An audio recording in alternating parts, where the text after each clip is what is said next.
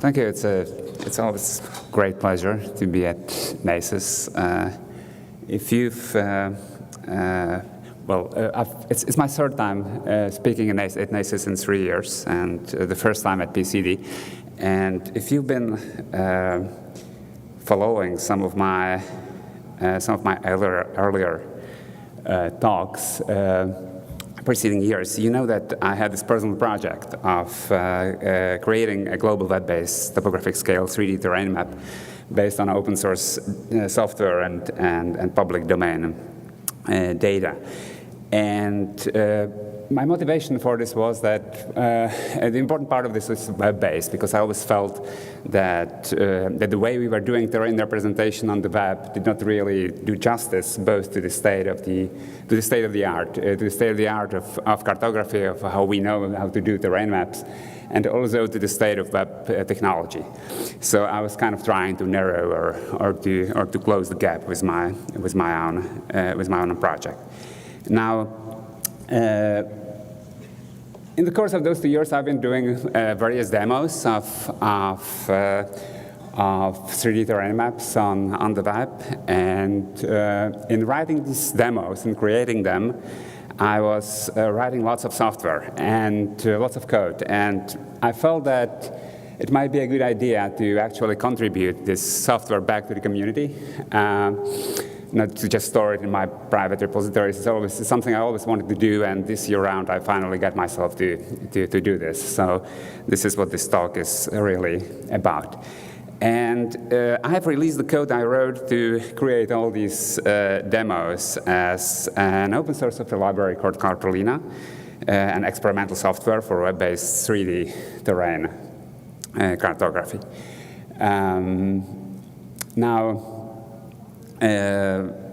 I'm going to start with this because there's a fair warning to start with. There's a couple of reasons why you might stay away from Cartolina, really. First of all, it's a fork of a 10-year-old software project. Second, it's a very large and complex system. Third, a user interface was designed by Unix system programmers. I got nothing against Unix system programmers, I'm one of them, but I have the experience that usually people who are not Unix system programmers found their interfaces difficult to work with. There's no user community to speak of yet, there's just me. And there's very little original documentation.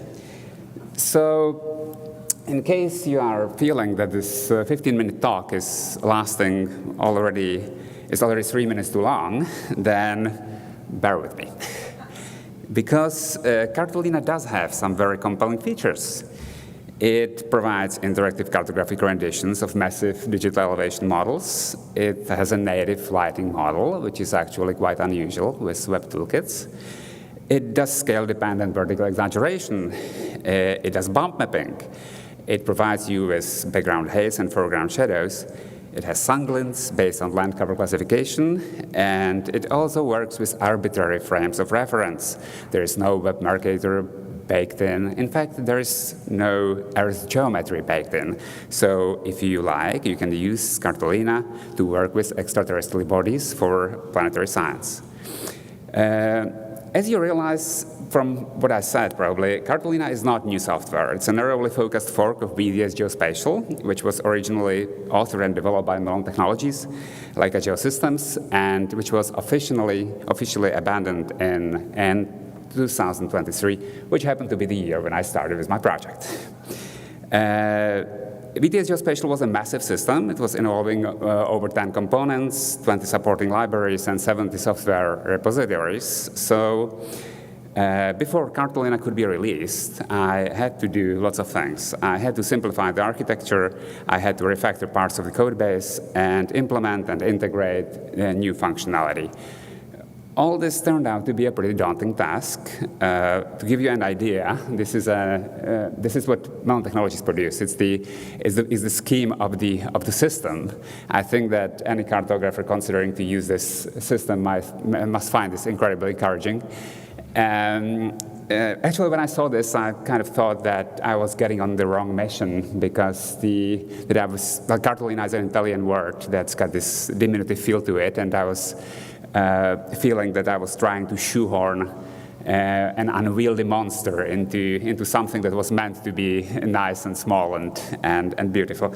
But I persisted, and I killed all this and created Cartolina. And Cartolina is just 2 components, and it's got a purely client-side map configuration. The 2 components are the tile server and the front-end library. I'm not going to have to talk about the tile server much because we don't really have time for that. So now Cartolina exists, and this is what it can do for you. So now the code. Any software developers around here? Oh, that's good. So this is for you. Oh, Leland, of course. So this is the very basic. This is all the JavaScript you're going to see. This is how you launch Cartolina. Basically, you need only a couple of lines of code in HTML. If you're familiar with MapLever or Mapbox, this should seem vaguely familiar. You need a container, you import the library from a CDN, and then you create a map, and it takes 3 arguments: the container, the map manifest, which I'm going to talk about in the rest of this talk, and the position, which is in fact a 3-dimensional geographic position with a bit of syntactic sugar. So the map manifest, the style JSON, at a bare minimum, what it does is that it defines a server-side surface component and a terrain using that surface component. So this is the minimum map manifest. This is the definition of the surface, the definition of the terrain using that surface. And it's also a good idea to define an illumination source, because remember, Cartolina has a native illumination model. And we define vertical exaggeration, which is optional, but it's also a good idea. So this is, in fact, a live demonstration. You have seen all the images, and all the rest they're going to see actually comes directly off the internet. That's our very basic terrain, because we have not defined any layers. It's basically just a single color rendition of the Earth's surface. Of course, the sky is black because we have not defined an atmosphere, but it's a start. Next thing, we can add some layers. So we can start with lightened satellite imagery. Everybody's draping satellite imagery over the EMs on the web, so why not start with that? And we lighten it somewhat.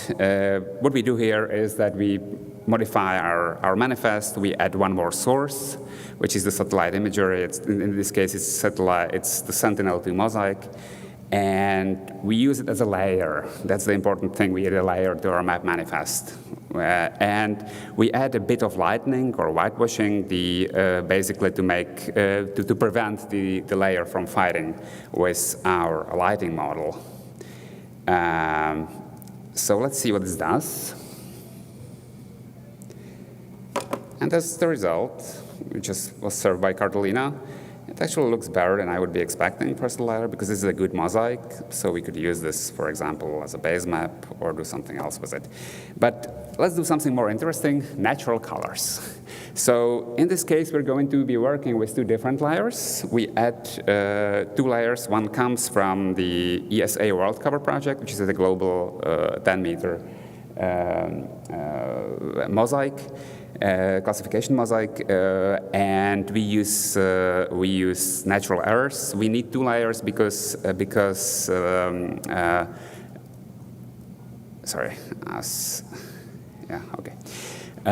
we need 2 layers because world cover is not, though it's called global, it's not a product that's covering the entire Earth surface. So we basically need to provide natural errors in the areas where ESA world cover is missing, and also natural errors looks better in the areas on lower resolutions and in some areas. So we define these 2 sources. We add these 2 layers. Using those sources, the order matters in this case. That means that natural errors is only used in the places where ESA world cover is not defined.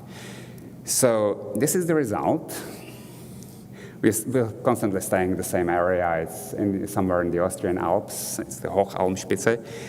And we can see that we get a fairly convincing natural color rendition, which actually spans the entire planet, so we could go pretty much anywhere. Some of these parts, well, the oceans and the polar regions come from natural Earth. Everything else comes from ESA world cover. And we can browse around. And actually, even though the connectivity here might not be best, it renders fairly nicely. Next thing, we can add a bump layer, which is, I have lots of material, so I need to cut this really short, but I will show this presentation so we can try this out afterwards. The normal map is based on the same satellite mosaic that we were using in our first demonstration. Basically, the bump layer adds more texture. It's a mechanism to modify the normals in the surface normals that we're getting from the DEM. We define the layer in the sources, and we use it in the layers. The important part here is that we need to use type bump map to inform Cartolina. This is actually supposed to modify the normals. Otherwise, it would just render the normals as a regular layer over the terrain. And we also use an alpha. And the reason why we use an alpha is that we want to apply these normals as a slight change, not really something that's going to override the normals on the underlying terrain. So we do all this to get a little bit more texture on which actually looks fairly convincing. And I'm probably going to see it better if we zoom really close. So this is actually what comes from the bump map layer. More fun, sunglins or specular reflection layers. Once again, we define two sources. These come from the same sources that natural color renditions. So we're going to use the ESA world cover and natural Earth. Same system. Natural Earth provides the specular information in those places where ESA world cover doesn't have coverage. So we define these two in our sources, and consequently we add them to the layers, and we inform Cartolina this is type specular map, so Cartolina knows that it's going to use these layers for the specular reflections. So the result, we're getting sunglins actually both on the snow and ice and on the water. Where this really shines, pun intended, is where you move around, because then, sorry, I get this, okay. Let's roll this one more time. When you move around, because in that moment, you're really going to, the sunglins are going to really reveal the terrain. You're going to get some, it's going to nicely reveal the rivers, the waters. It's a nice little addition, which is actually not very heavy in terms of data. And it really kind of lets you explore the interactivity of the whole thing. Haze and shadows. This is actually very easy. We just add to the manifest these two properties. We can just add them, not really define. They're both configurable, but we can just add them. In this case, I add a bit of configuration to both atmosphere and shadows, and atmosphere brings both sky and the haze into the because Cartolina is using a physically based atmospheric model, so it actually does both once you activate atmosphere. And the important change to the defaults that I'm doing here is that I'm making the visibility dependent on the distance. The reason why this is important is that if you don't do that, then the atmosphere actually behaves as it does in the real world, which means that when you're very close, you get too little atmosphere, and when you're too far away, you basically get too much atmosphere. But for cartographic rendition, it's generally good to, at least in my experience, it's generally good to make the amount of atmospheric scattering dependent on the map scale, very similarly as you do with vertical exaggeration. So the result of this,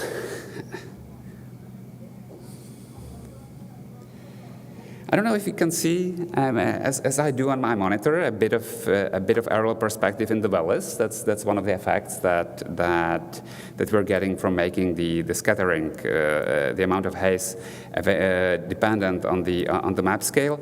And this effect actually gets a lot more profound when you look around. You can play with this, configure it, configure the amount of moisture in the air, basically, and this is like a generalization that pretty much tries to work on all the different scales. So yeah, that's another thing. So we're almost there now. We got the full base map, and one last word I have is lettering, and because of course lettering is what makes and breaks the map. So there is only a rudimentary support for lettering currently in Cartolina, and basically, to sum it up, point labels are solid with a well-defined visual hierarchy. Line labels are weak, so I kind of advise against using them. And I do not need to advise against using area labels because they have not been implemented. So that's it. And lettering is done with AST syntax. If you're familiar with Mapbox or MapLiber, you know what it is. It's a rather infamous format, which looks like this. It's kind of funny looking, but it's a standard, and it does the job. It allows you to do to define your visual hierarchy and both your intellectual and visual hierarchy, and it works quite decently in Cartolina. So I'm pretty much going to leave you with this. With this lettered image, which has been rendered live right now by Cartolina. It's a slightly different area. In the Austrian Alps, and so this is what Cartolina can do for you at its current shape and form. I usually close my talks talking about the future. Well, the future of Cartolina depends on you, if it has any, because any project lives off of the user interest. So, if you do try out Cartolina, if you find it worthwhile, please let me know, and I might invest more time into it. And there's a website, by the way, which I set up for Cartolina, so you can check that out as well. And that's it. So your feedback is much appreciated. Thank you.